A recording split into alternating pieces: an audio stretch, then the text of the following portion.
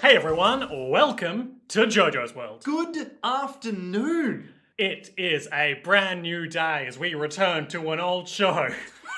From what, like 2000 and 1998, my friend. Oh my god. You know what I'm gonna say. I sort of hope you're not, but I do at Finish the same that time. sentence for me. This show was made before... Naruto? No, 9/11. Ah, that makes way more sense. I'm Liam S. Smith, one of your co-hosts. And I think Valentine, the other one of the co-hosts. This is JoJo's World, ostensibly our JoJo's Bizarre Adventure recap and discussion podcast, but as we have concluded all of the produced, released, animated JoJo's Bizarre Adventure that exists for now... Well, not all of it, but the David Productions stuff for sure. Oh, sure, we still have some of that OVA to go, I suppose. God, do we ever. But never correct me on air again. We are returning to a show that we got about halfway through before the last batch of Stone Ocean came out. That is, of course, Bubblegum Crisis Tokyo 2040. What a show. Episode 16, Surrender. Ooh. Nick, Yeah. how's watching all of Naruto going? So I'm up to episode, I think, 115 now. And you've done this in about 3 weeks? Yeah, thereabouts. Good. It's going pretty good. It's getting harder. To keep watching? Yeah, some days are a lot harder than others, man. Well, someone had to assume this burden, I know. I assume. I know. So, literally... So there's this Naruto. There's this guy, Naruto. And this guy, Sasuke. Oh, fuck my life. There is, unfortunately, this guy named Sasuke, who... He's just burdened. And the wild card of the bunch, a cheeky girl called Sakura. Who's here? Literally, okay. So I gotta say, there's like anyone who's watched Naruto will understand exactly what I mean when I say Sakura's just kind of fucking around until she's not. Like literally every episode so far with Sakura that has come up has been her going, "Hey, I can help," and then just everyone else going, "No, I can help," and then they do something instead. And it's like Sakura's just there being like, wow, I guess something is happening. And we're like, okay, yep, sure. Great. In your group chat commentary for your ongoing watch, Sakura was the focal point of what I would consider the most interesting part of the show to date. Which is? Which was the filler episode you watched, where they all wanted to know what was underneath Kakashi Sensei's mask. Yes. And she had like essentially a sketch where she thought she was shadowing him and he was standing by a grave mourning for so long, but it turns out it was just a scarecrow. Yeah, the whole time. That's a good bit. Yeah, well, the thing is, each of them, so Naruto, Sakura, and Sasuke, each get their own bits in that episode. Yeah, their own little scheme. Yeah, and I think Sasuke's was something like, he just decided to shadow him in, like, the bushes or something? And then Kakashi's like, I can see you. And he's all like, oh no. Or something like that. It's just good, clean fun. Yeah, just good fun times. But there's an entire subplot of that episode. It's now Naruto ranting time. Entire subplot of that episode. Welcome to Naruto's world. I genuinely had a dream that, because I've obviously been consuming unhealthy amounts of Final Fantasy for the past 6 months. As one is to do. I had a dream that we pivoted to a Final Fantasy podcast called Materia World. Look, I wouldn't be against this. Like, if we did that, that could be kind of fun. Except it would take... Gotta do something. Literal decades for us to get through. We can watch that Final Fantasy 15 movie. Kingmaker or King Sword or whatever. Have you seen the Maxor video that's like, he literally translates the Latin names? This is MAX0R. Yeah. I think I've seen a video of his about Final Fantasy 15. It's probably the same one. It's like they literally translate the names and it's like Light Sun King Man. Oh, yes. And it's just like every one of those Latin names makes me go, ooh no. I prefer it when my Final Fantasy characters have names like Sid or Clive or Alpha Node Levelier. Oh my god, who's that? That's the little twerp that I hang around with in 14. Ah, yes. See, 14 has some good names. Yeah. But anyway, point being, there's this whole subplot Papa Limo. in that one episode of Naruto, right? Where there's like a group of maybe 3 or 4 other ninjas from some completely unknown village over here. An even secreter ninja village. But they're so secret that they're worthless. Like, to the point where they try to, like... The main guy of that whole troop basically says, hey... I want that is, lady. of course, the collective noun for a group of ninjas. Yep, that whole troop of ninjas. They they basically are on like this cliffside, and there's this lady who's like, "My love, I wish to marry you," and then this ninja. Is this lady character that I would know? No, absolutely, she's like a throwaway character, as all female characters in Naruto seem to be, except for what's her face? Sakura. No, Ino. They get her to be the Hokage. Oh, Tsunade. Yeah. Well, I haven't seen much from her in a while. But she so... seems important. Well, we'll see. I've heard of her, which is something. That is something. But you have probably also heard of Sakura. Yes. Low bar. Low bar. So these three ninja are like just there trying to get Kakashi's mask off as well to embarrass him. Oh, these are enemy ninja. Yes. But the thing is, Kakashi doesn't realize who they are because the reason they're after him is because the main guy of those three, like... Filler villains. Is that... Villains. When the lady was like professing her love to this guy, he basically said no. And so then Kakashi shows up and is all like, hey, maybe like just chill because she's already said no. So like move on with your life. And these three ninja are like, but my lord, such an embarrassment to you. I know. He said that I should just move on, which I will never do. I will never log off. So he decides to get revenge on Kakashi by embarrassing him so that he dies. And so it's just a bunch of like... So he took, I could just die, literally. Yeah, so he basically shows up and is all like, I'm going to poison his tea so that he farts a lot and dies from embarrassment. I feel like you could cut out the middleman there by using Yeah. a more potent poison. But that's not the point of the episode. And it's great, because then it leads into all of them showing up and being all like, hey, we're going to fuck this guy up. Oh no, we have to hide in a barrel. And then Naruto, Sasuke, and Sakura take their clothes. Well...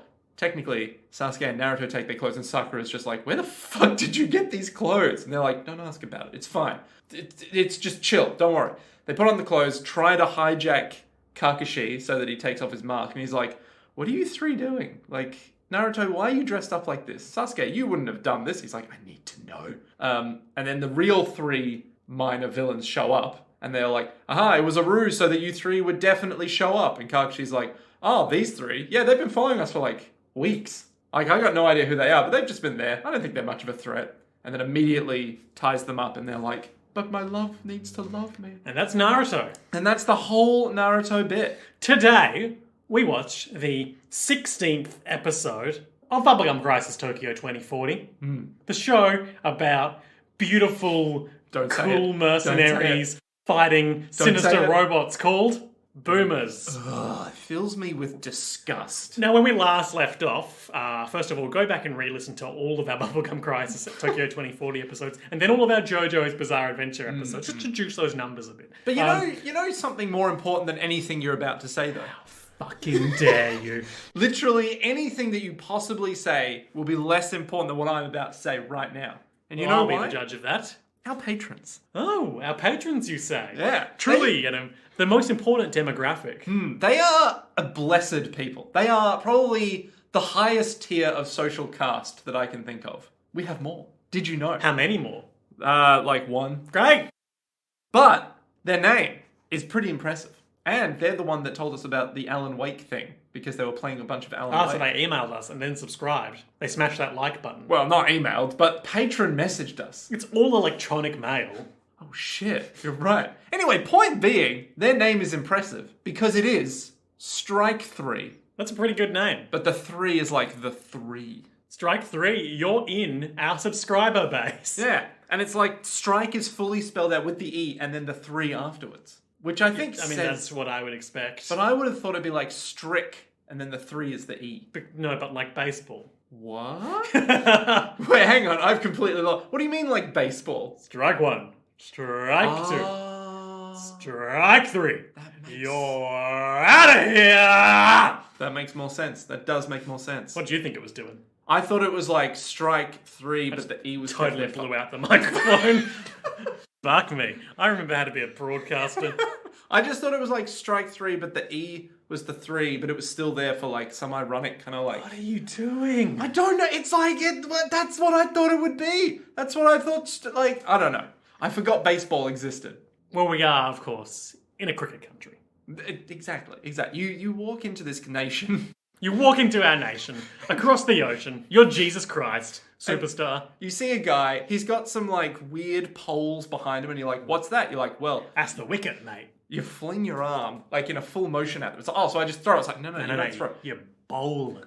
Like a bowling ball. No, quite the opposite, my friends. Thank you. Strike 3. Thank you, strike 3. Nick, You're as out I of was here. saying before you Yes. so rudely interrupted me, Which I'll never do again, sir. the 16th episode of Bubblegum Crisis, Tokyo 2040. It's, of course, entitled Surrender. Now, what's that a musical reference to? Oh, Nick, the song by Cheap Trick from the album Heaven Tonight. Cheap Trick is, of course, the stand that the real estate broker or insurance broker who comes to Rohan Kashibe's house after the fire to Obsessing about his back. take stock of all the damage done, including his original cast set of Pretty Woman furniture. He has the thing on his back that's all like, don't look at me. Yeah, Cheap Trick. He's like, I don't want anyone to see my back. And Rohan Kashibe is like, I need to see that back. Then the back has a stand on it, and then the stand is like, I'm going to kill this guy and be on your back. I wonder if up until this point in that guy's life, and I probably asked this in the ep, if anyone ever looked at his back and went like, I want to know what's on his back. Or if every single person just went, I respect you. Well, I think there's a few factors at play. There is, of course, the unrelenting antisocial curiosity that drives Rohan Kashibe. To greater manga. Yes. Yeah. And of course, there's probably the fact that this guy kind of probably just had like a thing about his back, but was only recently hit by a magical arrow that gave him psychic powers. Well, maybe. But I feel like you wouldn't develop this sudden distaste for your own back without a huge No, I'm saying that he's always had this distaste about his back, this self-consciousness. Oh, but it was only recently manifested through magical powers. Unless, of course, it manifested spontaneously, as some stands do. But we're not here to talk about JoJo's Bizarre Adventure. That's not what this podcast has ever been about. No. We're here to talk We've about... always been at war with the boomers. God, I hate them so much. Surrender, as per the Rolling Stone top 500 songs of forever. Since the dawn of time, these are the top 500. Number 1, I guess it's Jimi Hendrix. It's in the 500 to 401 bracket. God, it's just so many songs. 471, Cheap Chiric. Cheap Chiric. Cheap Chiric. Written by Rick Nielsen. Chiric. Surrender. 471 on the list. Cheap Trick provided the ultimate 70s teen anthem in Surrender, with a verse about a kid who catches his parents making out and gets stoned to his Kiss records. There's a subtle leitmotif of Kiss there. Guitarist, songwriter Nielsen's secret? I had to go back and put myself in the head of a 14-year-old. It's from their Heaven Tonight album. What's that album like? Well, Michael Schneider reviewed it for Rolling Stone. Go on. And he noted that the band has a a keen distaste for backs. boisterous indebtedness to rock and roll history. Okay. Blah, blah, blah. Their third and best album, which synthesizes the music of the Beatles, The Who, et al. Okay. Alright. We love an et al. No, don't... Okay, if your whole point is to say synthesize the works of Who, and you put down et al... The Who, even. Sorry, The Who et al. It's like, yo, give me the specifics, alright? While Cheap Trick may not be remembered as lovingly as its primarily British antecedents, the price one has to pay for musical kleptomania, I suppose. Wow. Fake paraphrase. Fucking These Jesus. guys are all thieves. The group's intelligence, verve, and charm will do just fine for now. Okay, so he's like basically saying they're creatively bankrupt, but damn if they don't look good while doing it. Some of the vocals on Surrender, whose electronic guitar effects and whose chords recreate Who's Next, duplicate those from the Hollies' Carrie Ann and Stiff Competition, which borrows its chords from Pete Townsend's Won't Get Fooled Again, contains harmonies that are reminiscent of the Beatles' I Feel Fine.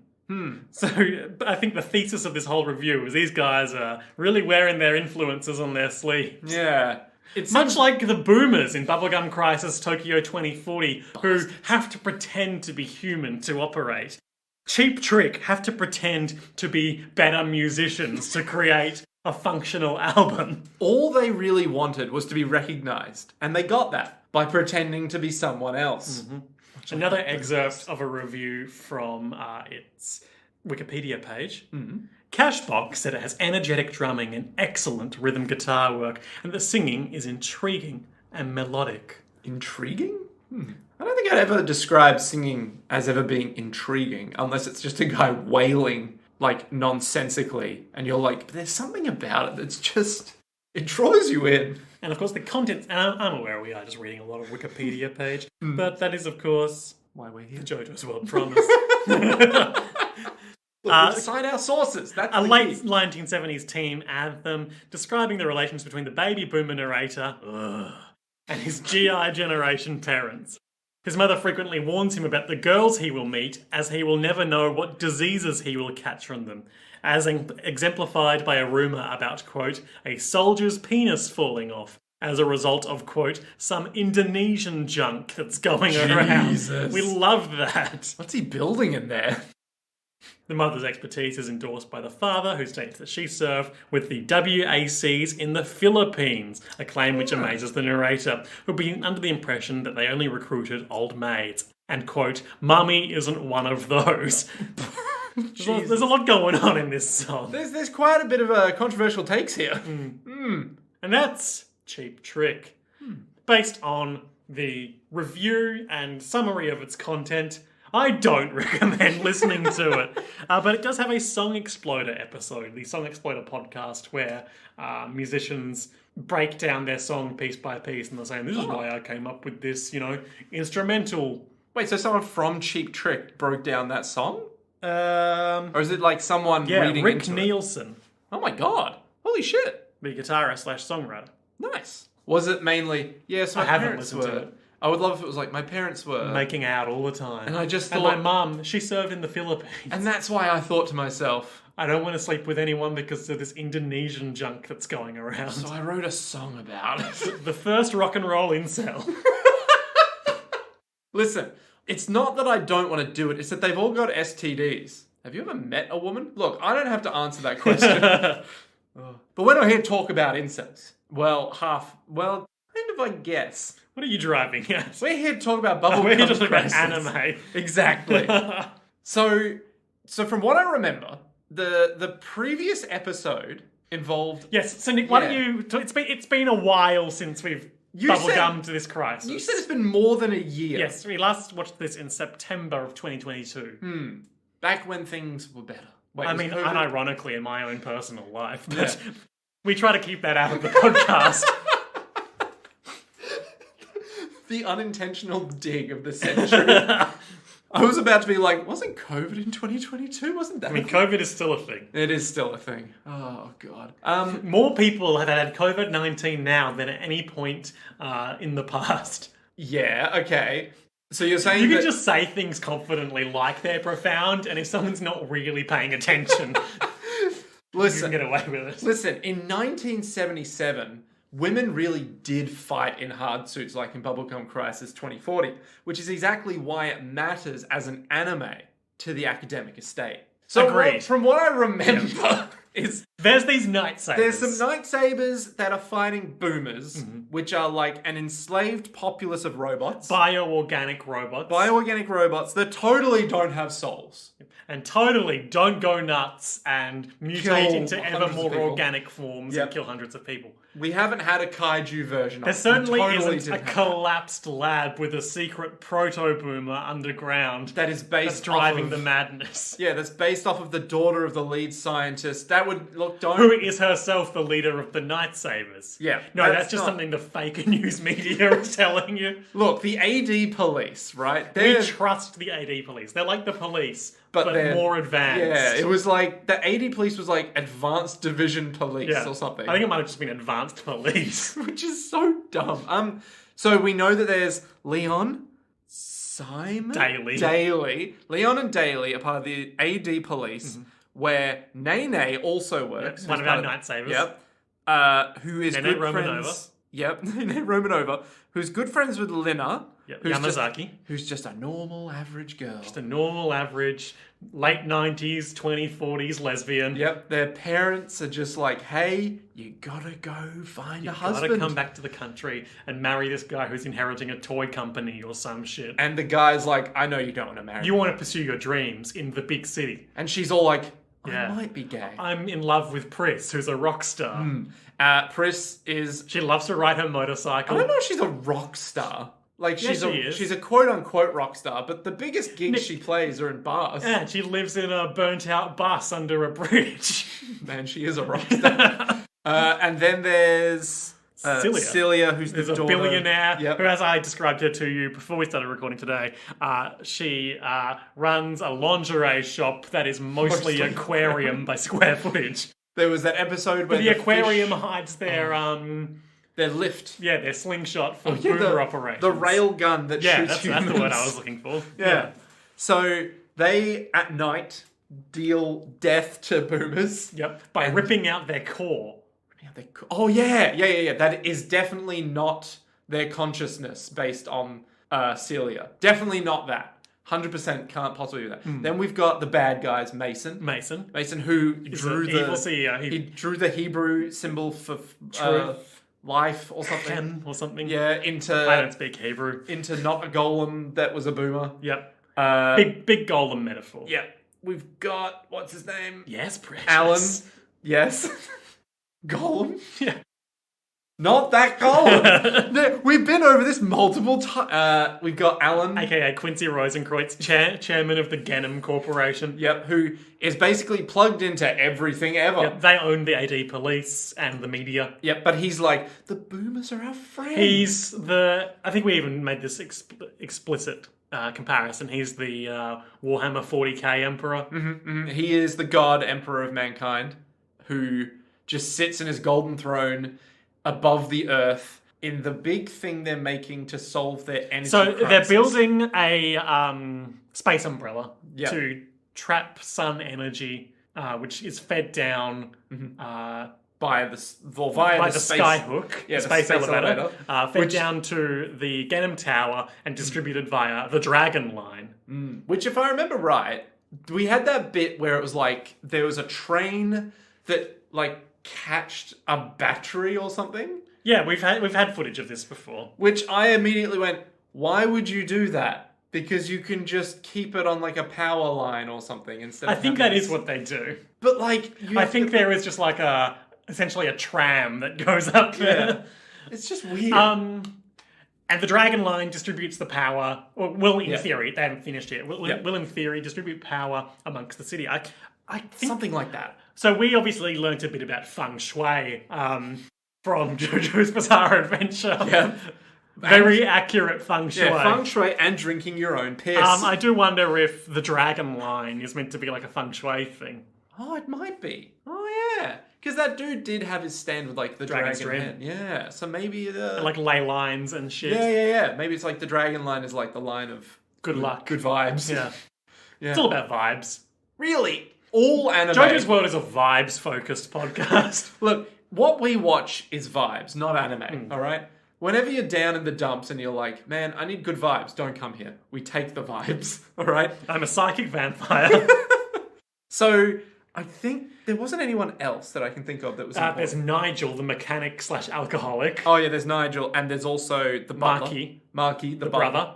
Oh, Mackie, Marky. Marky, the bro. Who's a boomer, obviously. who's such a Who's boomer. even more obviously than ever before a boomer. Yeah, because he's literally just saying, "Hey, yeah, Who I'm possessed by Galatea. yeah, I can hear the voices in my head. By the way, I'm a boomer." We're like, "Oh yeah, he is a boomer." Got kind of a will they, won't they thing going on with Nene. Well, I mean, it's more of a classic anime. Oh, I definitely, I couldn't possibly, with a boomer of all things. Oh God, unless it's capable of love. Nay, that is not the boomer. I see. Yeah. But yeah, no. That's about everyone.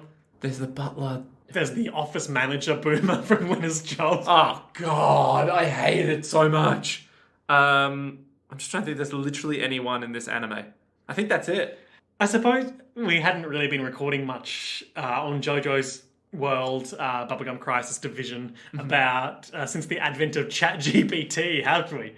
Oh God, no. That's something to do with like middle manager Boomer, right? I mean, I've been using. We could draw a broad comparison between the middle manager Boomer who Lina hates at her job and people using ChatGPT for work. So I literally have used ChatGPT at work because I've been like, hey, this like very specific use case in Python. Can I do this a better way? It's like, yes, you can. Just do this. I'm like, great.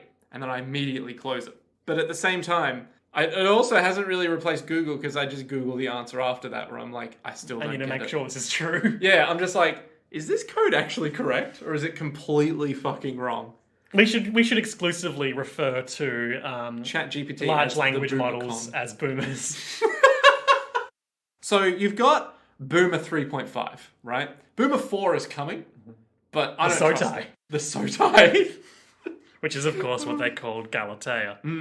The proto-boomer. Yeah, so I'm trying to think if there was like anything else. Oh, Nene also was just like, I can't be a part of this whole thing. And also Press was like, I can't be a part of this thing because I hate boomers so much and the hard suits are boomers and you've been lying to us, Cilia Stingray. Yeah.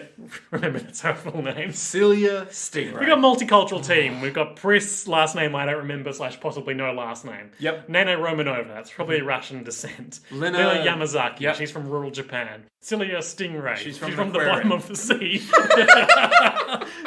And Leon McNichol from the AD Police, who I guess is Irish or Scottish or something. Oh my God. And they all just look like anime characters, so it's impossible to tell if they're meant to be like some multinational crew. I think that's meant to, I think the implication is very much meant to be that Tokyo 3 or whatever it's called, that might be Evangelion, I can't remember, is meant to be like a multicultural future city. Yeah.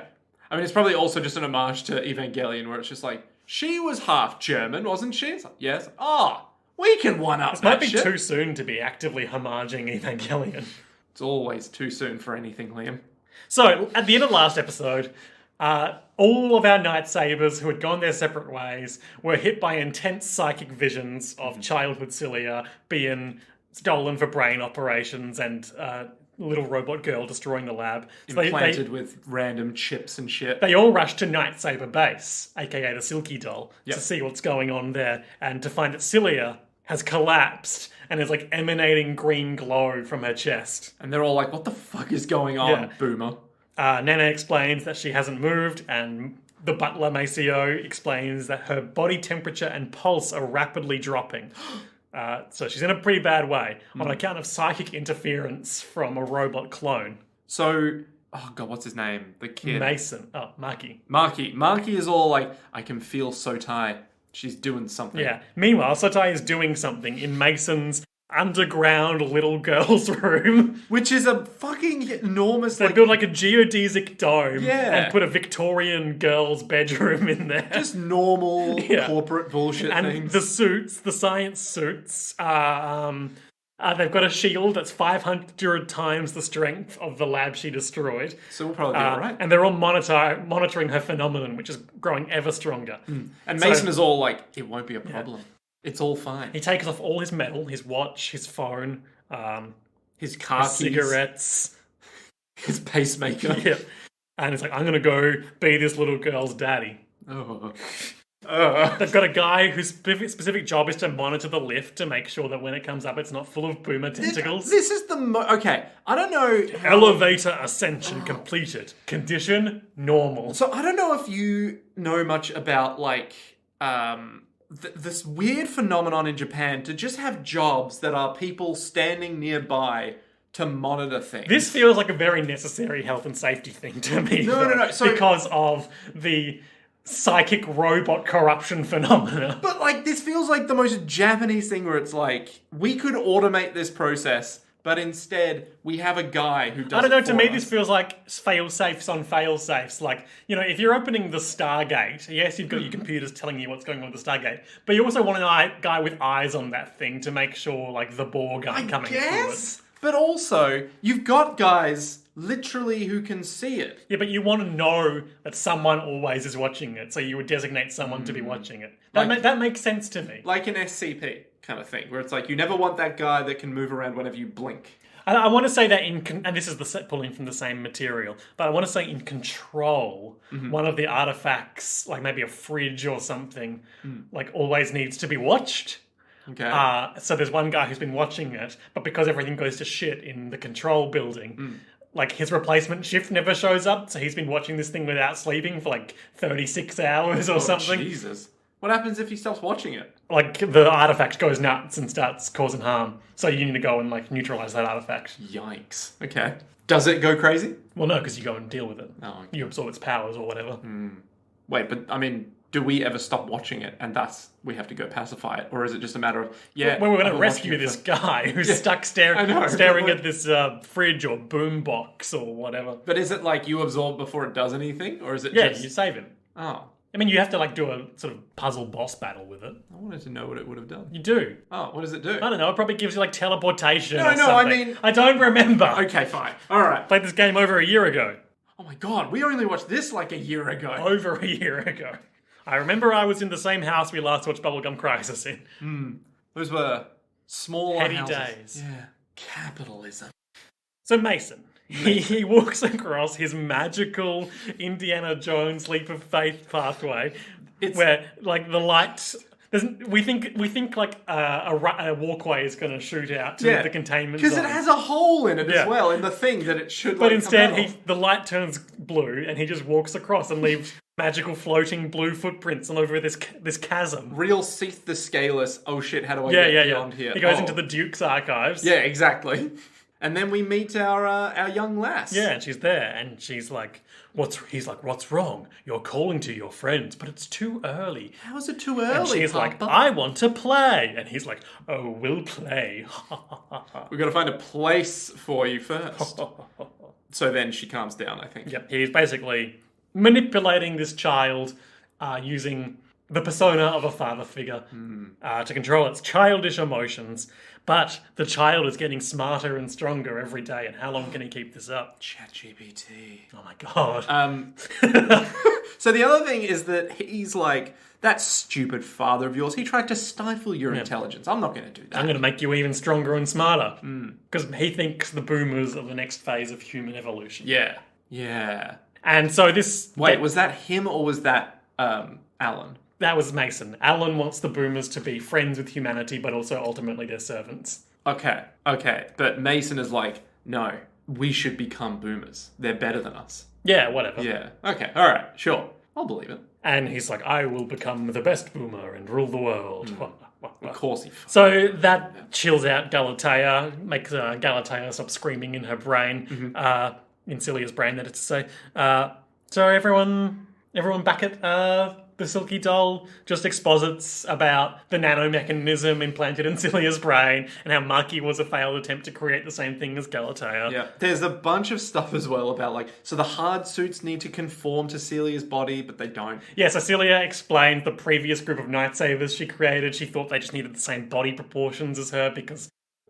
that's just how they fit. Yep. Like, and she got like an American Special Forces person and a karate expert, and they both just got killed by boomers because they didn't operate on the same mental wavelength as Celia. They weren't mentally compatible. they needed the secret sauce, not the secret forms. I tried to make it rhyme. Did you try though, Nick? It's like forms, right? It's like the So then, Pris storms out. it all goes to shit again. We're still in the anti-Pris arc because they had to abandon their hard suits underground last time, if you recall, because they all went rogue, started turning into rogue boomers. Because the hard suits were boomers. Yes. That we were using to kill the boomers. Exactly. Because they were like lobotomized boomers, essentially. Yeah. Which was disgusting. Boomers killing boomers. Just another day in Tokyo 2040. So the megalo city. So Pris leaves. I think everyone goes back to their day jobs, and they're all like, boomers. Galatea. I think we get more on. Celia's basically like, you can fucking storm out if you want, but I'm never gonna stop killing boomers. Yeah. I think we get more on what's his name? Not really. Leon. Leon. That's right. His name. Because rumor is going around. There's a daily. His partner has a couple of rumors. One that he was seen in the company at night with Pris, Oh, the lead singer the at, rock I god. want to say the bar is called Hot Legs or something. And it's got that big shoe in it. Do you remember? God, I remember the fucking big shoe. God, Tokyo 2040 truly is the golden age of theme bars.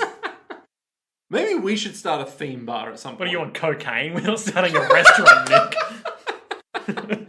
Look, I'm just saying, we could make it in like a respectable, well-known bar establishment if we just took inspiration No, from Nick, Tokyo Perth's 2040. small bars are struggling I'm right not now. saying in Perth. Okay. I'm saying we move to Japan, start like an izakaya. Yeah, we got 17 years to get it right. Oh my god, there's so much talking about boomers. No. So the building, the totem pole, gets a lot of discussion in this. Yes. Midnight rendezvous with Pris. No, it's not like that, he says. And the other rumour is that the AD police are being dissolved and reabsorbed into the regular police. Oh, don't. No. No. They'll stop being advanced bastards and just be regular bastards. No, that's on us, not advanced anymore. So, What? That's on us, not advanced anymore? can you keep in how long it took you to say what to that? Sure. Because that felt like a very long time. You thought you slipped that one by the goal. I know, didn't you? I was just like, I got him. I fucking got him, boys. So, Leon gets very angry about not the rumor about meeting up with Pris. He's like, no, it's not like that. Listen, I'm a respectable gentleman. And then The conversation is continuing, and Daly is just talking, and we don't know why he's doing it. As he's doing, we can't see Daly in the shot. So we can't see Leon in the shot. we can't see Leon. And so Daly is talking, and as he does, he just casually puts his hands over his ears, and he's just talking, and we're like, what the fuck is he doing? Leon screams at the top of his lungs, basically just going, And fires off 3 gunshots he's into all- something. yeah, and he's all like, Leon, never change. Because basically, well, the subtext here is that Mason, as the sort of chief non-Allen officer of Ganon, is accelerating the Galatea phenomenon, and so he doesn't need the AD police to try and control boomer activity anymore. Because, He wants the boomers to go nuts. which means that Leon, who vehemently despises boomers. And also vehemently despises the regular normal police. Yeah. He's just like, I'm never going back to that. Yeah.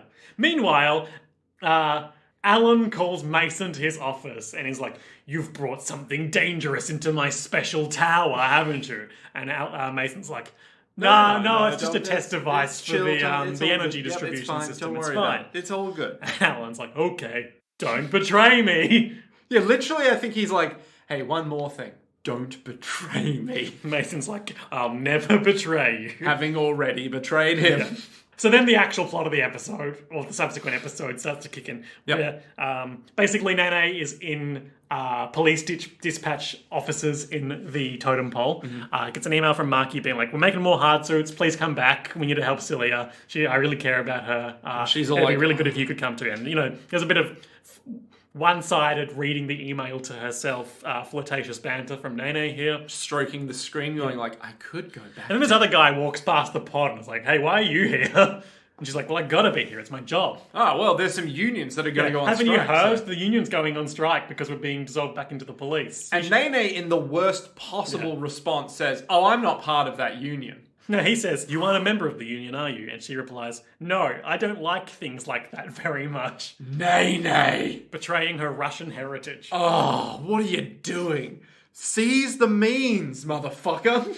Though there is a whole thing about police unions. No. Unions, no matter what they are, you need to have workers' rights. Even if it involves police being real dodgy. You can at the very least be like, well, they're being dodgy, but also they're not being underpaid. So it's like, less systemic. It's just the unions are still bad. And you can be like, well, they're bad. I feel like you did a 180-degree turn halfway No, through I'm that saying- sentence, and you're hoping I didn't notice. No, I'm saying the unions still need to exist so you can be like, yes, that's the problem, not, oh, everything sucks. You can't just boil it into, oh, well... I mean, both things can be true. Yeah, both can be true, but also the unions will be like, oh no, we're just getting underpaid by them. And it's like, stop deflecting. I know that you still suck, alright? If the union didn't exist, it'd be worse. That would be my hot take of the day. If the union didn't exist, it would be worse. Well, anyway, the advanced police union is different from the police union That's anyway, true. because That's true. they're a private enterprise. That's true. They only suck out the money from the working class. From the Genom Corporation. Oh, I like that. That's good. If they're sucking money out of the corpos... So this guy is like, oh, okay, you're not coming to the fucking protest, Scab, you can go home and do whatever you like. So Nene's all like, I'm just going to stay here and just think about Marky and how his email signature is him with big love hearts on it. Yeah. Leon goes and has a chat with the chief, who he's butted heads with in all their previous subplots. And he's all like, listen here, Chief Nick. And so the chief says, you're a member of the union, aren't you? There's a penalty if you stay here, isn't there? To hell with the union, old man. I don't care. Just for once, tell me the truth, Nick Ballantyne. Well, see, the boomers are made from... Are we going to be dissolved? Look, it's not my decision. And Nick says, I've heard there's a rumour like that. A rumour contains some truth once in a while. But I didn't tell you that. Oh, god damn it. And he's like, you're a good officer, Leon. And he's like, Leon's like, I fucking hate being a regular cop. Literally, isn't his whole thing like... And then as he walks out, Nick is like, yeah, me too. Yeah, isn't it like... His whole thing is that Leon says, yeah, I'm never going back to that. You know I'm never going back to that. You can't make me go back to that. Shuts the door behind him, and then the chief is like, yeah. Yeah, me too. Yeah. And then he like pulls out a cigar or something. He puts the revolver in his mouth. It's like, he just looks outside, sees Leon being all like, and he's all like, dunk dunk, puts a revolver in mouth. And then Leon's like, oh. But then he pulls the trigger, and the revolver fires a shot of brandy. He's like... At high enough velocity to do lethal damage. It's all about these cops being the worst. Nene's talking to her toy ferret, just being like, what should I do? Should I go back and be a Night Saber again? No! And yeah, Says that the goes ferret. on for a while. Yeah. And then the building suddenly locks down. That doesn't make The any shutters sense. go down. What? What? But why? But there's nothing happening. All the union members are on strike. Yeah. Convenient. So basically the only people that we know are in this building are Nene, who then bumps into the chief, Nick, and just like two other randos who look like the most IT guys I've ever seen in anime. Right? Yep. They're so there's probably the shadowy, tall guy with mysterious glasses guys. Yep. who probably works in IT, and then the short bald guy with a sweater vest who's probably like an accountant or something. Yeah, and they're like, wait, where is everyone? We're all alone. They're all out of the protest. Why is the building locked down? I don't know. Let's check it out. And then I think the police chief eventually shows up, but not for a while. I just said that. They were talking with him. Oh, what? Oh, yeah, he was there. Oh, never mind. So they go back to Nene's desk, and they check the security cameras, and a door is broken down in the basement level B4 storage room. And there's just a fucking mass of like writhing boomer flesh down there. So many eyes. Yeah. And we're basically doing a zombie movie thing here now, but with the broken rogue boomers that were stored in the basement of the totem pole for some reason. Well, didn't they say it's like for evidence? Yeah, I guess so. Which is like, great. Why? So why have you done this? Basically, what happened was Mason had Galatea, through the Dragonline energy diffusion system, channel her magical powers. No. Nanite. Sure. Synapse. Psychic energy. Through that from Genom Tower containment base to the totem pole abandoned boomer evidence hub, place. Yep. Causing all of the destroyed rogue boomers to reactivate and go nuts. Which is inconvenient for Nene. To say the least. Yeah. She is, if anything, in a current state of damn. So we're doing a bit of a Night of the Living Dead here, like Nick and the IT guys they're at the stairs using choke points to shoot rogue boomers. He switches Nick switches his gun from full auto to grenades. And then blows up a shit ton of them. But there's too many of them. Master Skywalker, there's too many of them. They just keep coming. They're endless. It's just like that game. There are billions or something. I don't know what that is. Neither do I. It's just like that game, Dead Rising? Is that the one I'm thinking of? Yeah, Dead Rising. In the mall one? Yeah, and you pick up things. Yeah, Dead Rising 2 is the best one. Bam. I'm saying it right here. Okay. Yeah. Haven't played them. The first scene is you on a motorbike with chainsaws on the front of it, killing zombies for like some fucker Oh, it's like at the announcer. end of Shaun of the Dead Yes, when there's exactly. the zombie reality show. Exactly. And then it all goes to shit and now you're stuck Who in would a have big thought that would be a building. bad idea? Yeah, exactly. And then you try and figure out the big conspiracy of like, but wait, what's going on? Yeah. Maybe I should play that game again. I It won't doesn't stop matter. you. There are boomers. There are boomers in the totem pole There are because too of the many. dragon line. Oh my god, the dragon line? That's possibly, absolutely not confirmed, feng shui bullshit. Well, it's technology. Fair. So they're all like... So Mason's like, so there is like an undercurrent of like industrial relations dialogue in this episode because Mason now is like, I don't think the striking workers need a home to return to. Jesus. But the subtext is just like, I'm dissolving the AD police because Yeah. I want the boomers to go nuts. Yeah, there's a lot of good lines about boomers in this. Yeah. One of them was like, boomers imitate humans because... That's the only way they can operate. Yeah, and when I saw that, I couldn't help We knew myself. it was true. It's just, the lines just keep coming, Yeah. you know? So they're scanning Celia to hopefully make some more hard suits. But then she collapses again because, once again, Galatea is screaming in her brain. And then Marky comes into the room behind Nigel and is like, hi, I'm also Galatea now. And Nigel's all like, snap out of it. Get your fucking shit together, I did young man. did a crafting quest line in Final Fantasy XIV recently concerning like a guy in the astrology school of like the planet's greatest Okay. learning institution. The astronomy Sorry. school? Oh, okay. Not That to be makes more confused sense. with the astrology Exactly. school that you go to that actually teaches you to do magic. Yeah, because I was like, can't you be an astrologer in... And this guy's whole thing is that like he's really shy. He's only got one friend, but when he got to university after that friend had only already been there for a year, that guy didn't want to be an astronomer anymore. He's a poet now. That's fun. And so this guy's like really lacking self-confidence, blah, blah, blah. But in a delightful piece of writing, you have the option in all of your like 5 chosen dialogue responses to this guy over the course of the quest line to have all of them be, get a hold of yourself, with varying numbers of exclamation points. And that's like, all of them are the same except for the exclamation points? And he always responds like, as if you've told him exactly what he needs to hear. Yeah. Oh my god, that's beautiful. Oh. So they tell Marky to get a hold of himself, and it works. And he's all like, oh, I'm not Galatea. I am human-ish. Well, I choose to be human. well... I choose humanity over boomers. I mean, he's imitating a human. no, Nick, it's transhumanism. It's Ghost in the Shell. It's Blade Runner. Yeah, I don't think any of them make out that boomers can ever be human, though. No one would ever make out with a boomer. What kind of boomer Except are we for, talking of about? course, the guy from Cheap Trick. Oh my god. I thought he didn't want the boomer, but maybe he was into that. Maybe he was a boomer after all. He was. Okay.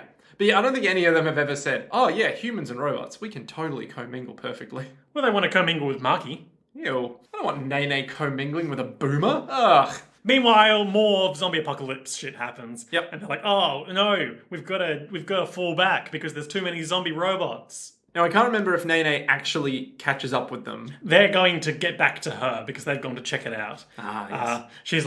They're like, Nene, request the normal police to come help us. And she's like, I can't. We're locked in by a stage 3 firewall. But you see. They drop internal Big bulkhead things? blast doors. Yep. And the chief is smashing the hands of the reaching zombies with his gun. Oh, these boomers. Classic zombie shit. It's real like that. The only scene from The Walking Dead I've seen where 2 guys are stuck in a rotating glass office door. A rotating glass So they're both, those rotating glass office building the doors? spinny doors, yeah. They're both stuck on opposite sides of that, so Yeah. if one of them leaves, the other will be exposed to the zombies. Right. Wait, hang on. They're on opposite sides. Yes, I don't know, some bullshit happens. right. So, like, they're on, like, one side of the... They're like 180 degree different angles Yeah. of this circle. Okay, so brief logic check. I have a big spinny office door at my office. Not to brag. Not to brag. It's not my door, obviously.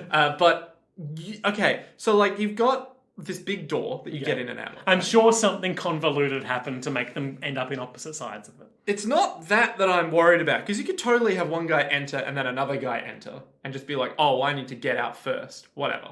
But how did this guy not get out at the same time as the other guy. That's what I'm saying. I'm sure something convoluted happened. Like there is literally a point in the middle where you can both just leave. No, because that's got to be fully blocked off by the design of this door, because otherwise the zombies would be getting them, and it wouldn't have the tension. Oh, I understand now. Yes. But that's not how that works. I'm sure you could design a door like that. I guess. Well, you can design a door that way. Like imagine an X, and then imagine so it has brackets four around things. either side of the X. Oh, so it's 4 Yeah. things. Oh, because ours only has... It's like a Y. Oh, well, who's got an inferior door now, Nick? I feel so inferior. I feel like... Who's going to be exposed to the boomer menace now? Well, you every day at work. No, I'm going to be the guy that gets out and the other guy gets taken. No, you see, it's pretty simple, right? Because I block your... I block the zombies with my karate. Yeah, and then I sweep. Yeah. Right? I block that. I block that all the time. God, that's so weird. Nene runs a ID search and can use that to tell there's no one in the building except for them. But I'm sure Leon's probably in there too. Naturally. Meanwhile, Lina is buying a magazine. By which I mean she takes her old copy of a magazine to the magazine dispenser, scans it, and then the pages update to the new edition. So it's like an ebook with physical pages. So this to me feels like, and this is really, really, really weird to discuss on a podcast about an anime about boomers, which are just sentient machines. But this feels like, you know how in like the 80s and the 90s, there was so much stuff that was just like, we just got rid of it, you know? Whereas nowadays it's like whenever we buy stuff, it's on a phone and it's always on a phone. It feels like that, where it's like, oh, well... We don't need the... Oh, so like how they would get rid of like old film reels of TV shows. Yeah. It's like, well, obviously... We don't need the last edition of the magazine. Yeah, exactly. We don't need the... Like, posterity is not a thing, right? It's like, well, we don't need to hold on to all these DVDs. You can just come in, we'll re-wipe it, it'll be fine, you know? Whatever. Whereas nowadays, we're like, well, why don't we just have a hard drive with both? Like, why can't I just have both? Like, why?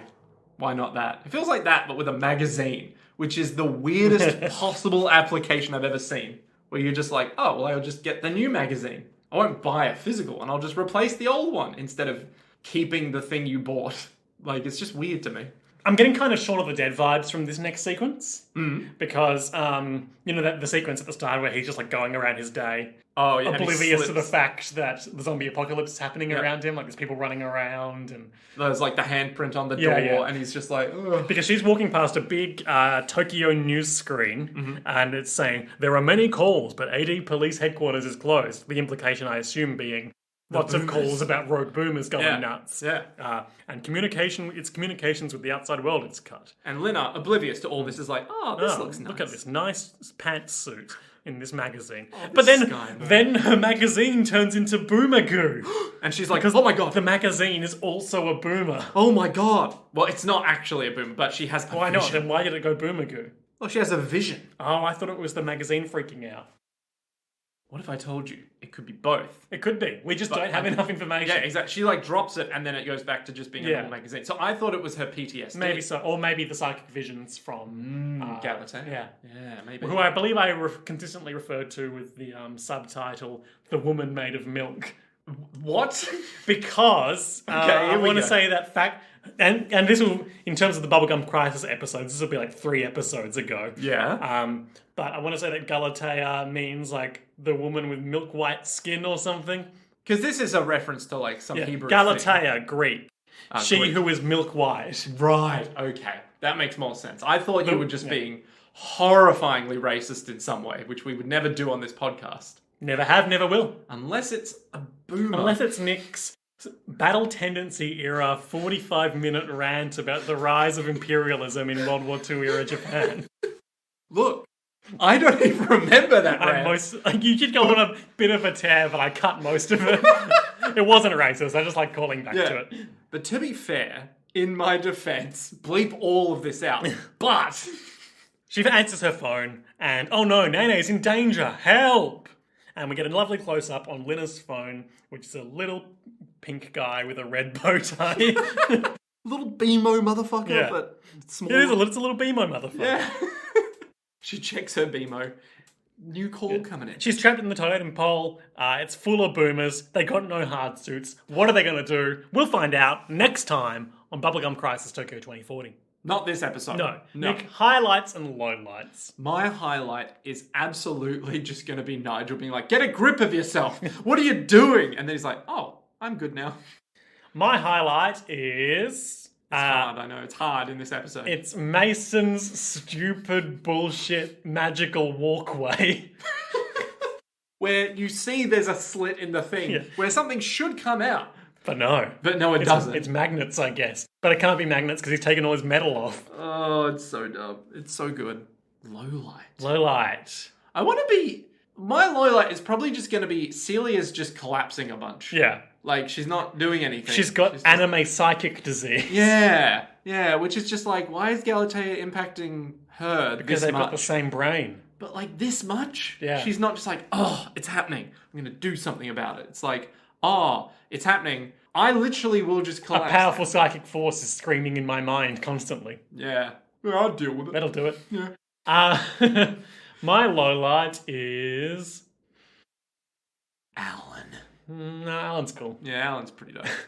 I know we all hate him, but man, you know, when you have But damn, we respect him. He's got that big throne, he's got those little, like, needles coming out of him. You're like, ooh, yes. He's not afraid to say what we're all thinking. My low light is I think this is like overall just kind of a bit of a nothing transitional episode between the big swings of the last couple from what I recall. Yeah. And also... Where shit got dropped. The shit that I know is about to start happening. Yeah. Yeah, that's fair. Yeah. That's fair. It's just like a, okay. It's a necessary evil. Yeah. Yeah, that's fair.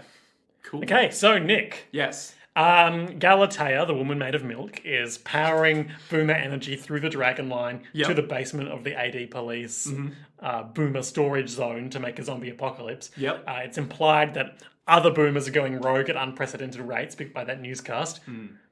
And they have no hard suits. Which is very awkward. Yeah, and Nene is trapped in the AD police tower with some second stringers. What is going to happen next time on Bubblegum Crisis Tokyo 2040 in the episode entitled Moving Waves? Moving waves. Okay. Here's my hot take. Nene will figure something out. Oh my god. So it won't have to do with hard suits. It won't have to do with like converting the boomers. It'll just be, oh yeah, there's this big ass gun I can run here. this EMP through the Wi-Fi or something like bullshit. that, right? Something like, oh yeah, there's this big suit. Like we'll just They do have those big suits. yeah, but they're useless. Yeah. Fucking worthless. Useless But what if there's a pieces. prototype? that actually works. What if there's a hard suit? Ooh, A hard suit for a hard man. Nene? Leon. Yeah. So something like that will probably happen. Because I don't see Celia and gang making hard suits fast enough to save her. So she'll just go like, hey, I'm going to figure some things out because I'm Nene. I'm a genius. She is some sort of science genius. Exactly. So that means that Mason Mason. will... He probably won't enjoy that all the boomers are getting killed, but also he won't care. Yeah. Because he's like... He's a corporate raider. Yeah. So his little experiment is over, apparently. So whatever happens now is just whatever happens. What's going to happen with, like, making new hard suits and shit? Oh, yeah.